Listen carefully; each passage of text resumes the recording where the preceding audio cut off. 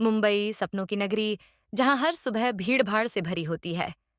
Local ट्रेनों, बसों और सड़कों पर लोग अपने-अपने काम पर जाने की जल्दी में दौड़ते नजर आते हैं।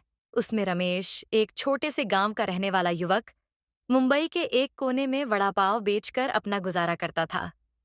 उसकी उम्र ज्यादा नहीं थी, लेकिन जिंदगी ने उसे बहुत कुछ सिखा दिया था।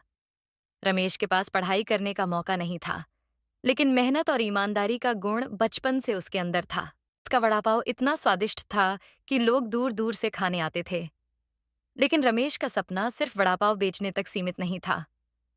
वह अपने जीवन में कुछ बड़ा करना चाहता था। एक दिन एक अमीर ग्राहक ने रमेश का वड़ा पाव खाया और उसकी तारीफ करते हुए पूछा, तुम इतना मेहनत करते हो, लेकिन क्या तुमने कभी अपने वड़ा पाव के बिजनेस को बढ़ाने के बारे में सोचा है? रमेश मुस्कुराया और कहा, सपना तो है सर, पर पैसे और मौका नहीं है। पारी मुस्कुराते हुए उसे कर्ज देने की पेशकश करता है। रमेश एक छोटी सी खस्ता दुकान में प्रवेश करता है। थोड़ा घबराया हुआ, लेकिन वह अपनी पहली रेस्टोरेंट खोलने के लिए कर्ज का इस्तेमाल करने वाला है। वह चारों ओर देखता है और सोचता है कि यह स्थान उसकी वड़ा पाव की दुकान के लिए कितना उपयुक्त हो सकता है। बाहर से ट्रैफिक की हलचल सुनाई देती है और हवा में नए रंग और आशा की महक होती है। कुछ साल बाद रमेश अपने वड़ा पाव रेस्टोरेंट के सामने खड़ा है।